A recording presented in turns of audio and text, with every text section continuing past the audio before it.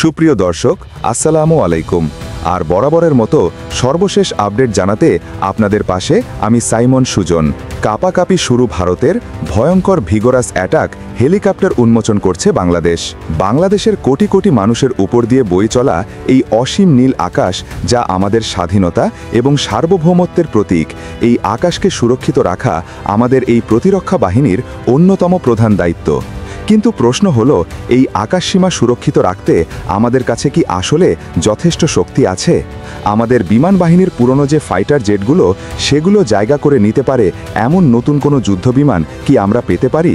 2025 সালে সেপ্টেম্বর পর্যন্ত বিএফের বা ফোর্সেস গোল 2030 যে প্রোগ্রাম, সেটার অধীনে অনেক বড় পরিবর্তন চলছে।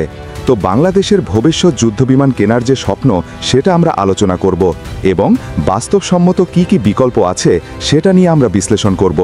আজ আমরা উত্তর খুঁজব বাংলাদেশের বিমান বাহিনীর বর্তমান অবস্থা কি এবং ভবিষ্যতে নিরাপত্তার চ্যালেঞ্জ মোকাবেলায় তাদের জন্য বাস্তবসম্মত বিকল্প কি কি হতে পারে। এই সিদ্ধান্ত তো শুধু সামরিক নয়, বরং ভূ রাজনৈতিক এবং অর্থনৈতিক দিক থেকেও অনেক গুরুত্বপূর্ণ। তো প্রথমে আমরা বর্তমান চ্যালেঞ্জ এবং আধুনিকরণ কেন প্রয়োজন সেটার ব্যাপারে একটু দেখি। প্রথমে দেখে নেওয়া যাক বিএফের যে বর্তমান ফ্লিট। 2025 সালে বাংলাদেশ এয়ারফোর্সের প্রধান যুদ্ধবিমান হল চীনের তৈরি F-7 সিরিজ, যেটা সোভিয়েটের মিগ-21-এর উন্নত ভার্সন। এগুলোর মোট সংখ্যা প্রায় 36টি, কিন্তু এগুলো পুরনো এবং প্রায়শই ক্রাশের শিকার হয়। উদাহরণস্বরূপ 2025 সালের জুলাইতে এই একটি F-7 বিজিআই ক্রাশ করে। এছাড়া 8টি মিগ-29 ফাইটার আছে, কিন্তু এদের অনেক ইঞ্জিন নষ্ট, মাত্র 6টি আসলে কাজ করে। তো বিএফ এখন $30 মিলিয়ন একটি ডিলে মিগ-29-এর ইঞ্জিন মেরামত এবং আপগ্রেড করেছে, যা 2025 সালের অক্টোবরে সার্ভিসে ফিরবে। অন্যান্য বিমানগুলোর ভিতরে ইয়াক-30 ট্রেইনার জেটি এবং CO-30 যে ট্রান্সপোর্ট এয়ারক্রাফট এবং FM-90 মিসাইল সিস্টেম। মোট যুদ্ধবিমানের সংখ্যা কিন্তু সীমিত, প্রায় 15টি অ্যাক্টিভ টাইপ আছে। এই ফ্লিট দিয়ে বাংলাদেশের বিশাল সমুদ্র অঞ্চল এবং সীমান্ত রক্ষা করা কিন্তু খুবই কঠিন, বিশেষ করে মিয়ানমার এবং ভারতের মতো প্রতিবেশী দেশের সাথে। এছাড়াও আমাদের কিছু প্রযুক্তিগত সীমাবদ্ধতাও রয়েছে। বর্তমান যুগের যুদ্ধবিমানে আধুনিক রাডার, সেন্সর এবং ইলেকট্রনিক ওয়ারফেয়ার সিস্টেম থাকে। আমাদের এই পুরনো বিমানগুলোতে এসবেরই অভাব আছে।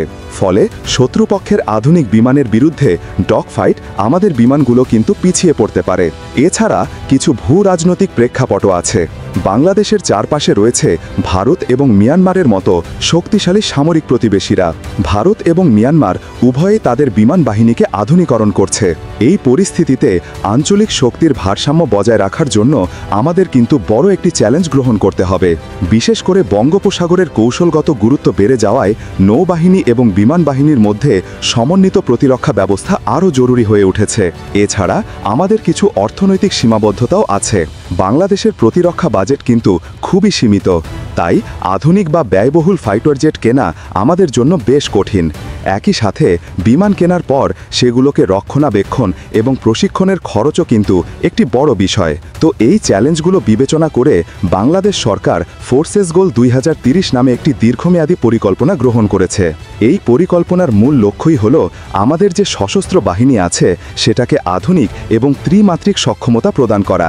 আর এর একটি গুরুত্বপূর্ণ অংশ হল বিমান বাহিনীর জন্য নতুন প্রজন্মের যুদ্ধবিমান সংগ্রহ করা। এখন কথা হলো, কেন নতুন ফাইটার জেট দরকার? তো ফোর্সেস গোল 2030-এর প্রোগ্রামের অধীনে 2009 সাল থেকে শুরু করে 2017 সালের রিভাইজড বিএফ তার ফ্লিটকে আধুনিকরণ করেছে।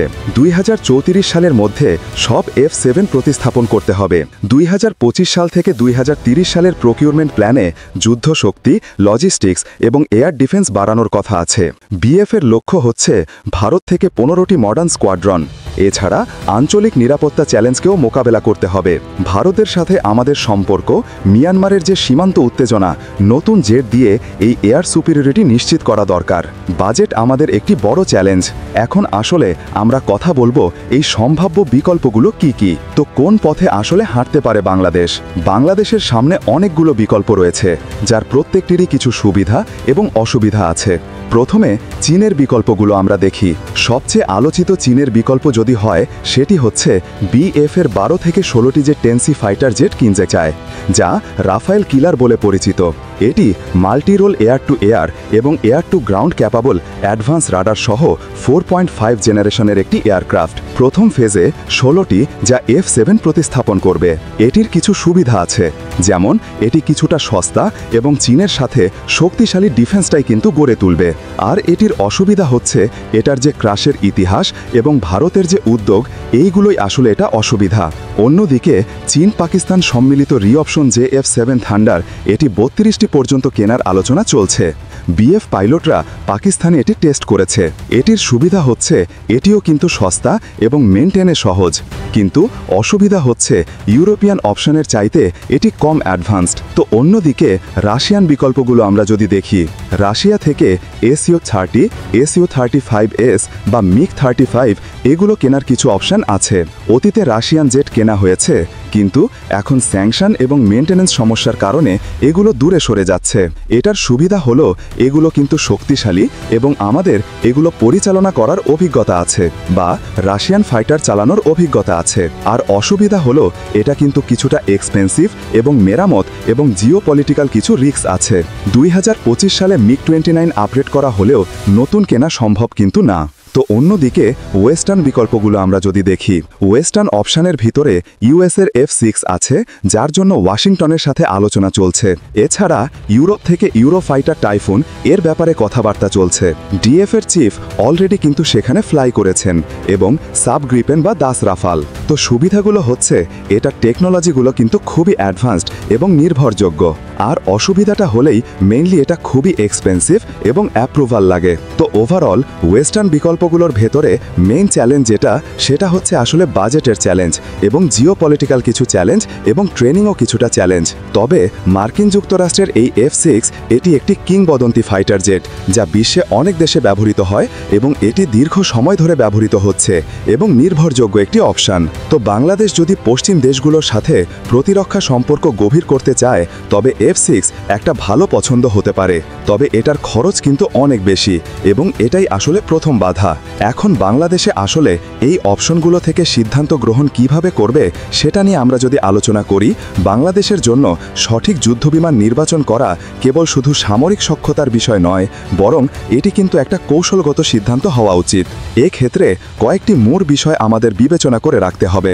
প্রথমেই যেটা আমি বলবো সেটা হচ্ছে এইটার বাজেট। কোন বিমানটি আসলে আমাদের বাজেটের মধ্যে আছে সেই বিমানের দিকেই আসলে আমাদের ঝুঁকতে হবে বা সেই বিমানটি দিয়ে আমাদের সক্ষমতা বাড়াতে হবে। এছাড়া মেনটেন্যান্সের দিকেও আমাদেরকে খেয়াল করতে হবে। দীর্ঘমেয়াদে কোন বিমানের রক্ষণাবেক্ষণ খরচ, প্রশিক্ষণ ব্যয় অবশ্যই যাতে কম হয় সেটির দিকে আমাদের লক্ষ্য রাখতে হবে।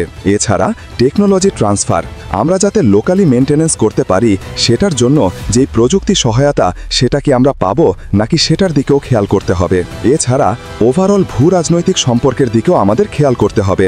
কোন দেশ থেকে কিনলে আমাদের আঞ্চলিক এবং আন্তর্জাতিক সম্পর্ক আরও শক্তিশালী হবে সেটির দিকে কিন্তু আমাদের লক্ষ্য রাখতে হবে। আর সেফটির যে ব্যাপারটা সেটা হচ্ছে আমরা কোন বিমানটি আমাদের পাইলটদের জন্য নিরাপদ এবং যুদ্ধের ক্ষেত্রে সব দিক দিয়ে কার্যকর হবে এবং সম্প্রতি যে দুর্ঘটনা হয়েছে এরকম দুর্ঘটনা রোধে কার্যকর ভূমিকা পালন করবে এবং বিমান বাহিনীকে আধুনিক করবে, এই সব দিকেই কিন্তু আমাদের লক্ষ্য রাখতে হবে। তো সব বিবেচনা করে বাংলাদেশের সম্ভবত একটি মিক্সড ফ্লিট অনুসরণ করতে পারে, যেমন সীমিত সংখ্যক অত্যাধুনিক ও ব্যয়বহুল ফাইটার জেট কেনার পাশাপাশি বৃহৎ পরিসরে কম মূল্যের কিছু ফাইটার জেটও কেনা। যেহেতু বাংলাদেশের জন্য ভবিষ্যতের ফাইটার জেট কেনা এটি একটি বড় ধরনের বিনিয়োগ, এই সিদ্ধান্ত দেশের সার্বভৌমত্ব, আঞ্চলিক নিরাপত্তা এবং আন্তর্জাতিক পরিমণ্ডলে আমাদের যে একটা অবস্থা সেটার কিন্তু পেস তুলে ধরবে। তো বাংলাদেশের উচিত কেবল ফাইটার জেট কেনা নয়, বরং একটি সমন্বিত আকাশ প্রতিরক্ষা ব্যবস্থা গড়ে তোলা, যেটাতে থাকবে উন্নত রাডার ব্যবস্থা, সারফেস টু এয়ার মিসাইল এবং অবশ্যই প্রশিক্ষিত জনবল। তো বাংলাদেশ বিমান বাহিনীর আধুনিকরণে এটি একটি দীর্ঘমেয়াদী প্রক্রিয়া, যেটা আসলে সময়, অর্থ এবং কৌশলগত দূরদর্শিতার দাবি রাখে।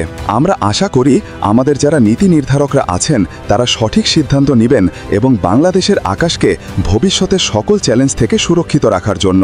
তো ওভারঅল আপনারা কি মনে করেন বাংলাদেশের জন্য কোন যুদ্ধবিমানগুলো সবচেয়ে বেশি উপযোগী? ধন্যবাদ সবাইকে। সুপ্রিয় বন্ধুগণ। আপনার মূল্যবান মতামত আমাদের কমেন্ট সেকশনে জানাবেন। নেক্সট এ ধরনের ভিডিও দেখার জন্য অবশ্যই আমাদের চ্যানেলটি সাবস্ক্রাইব করে রাখবেন। দেখা হচ্ছে আমাদের নতুন কোনো ভিডিওতে। ভিডিওটি ভালো লাগলে একটা লাইক দিয়া চ্যানেলটি সাবস্ক্রাইব করা আমাদের পাশে থাকুন। Thanks for watching my video. Allah হাফেজ।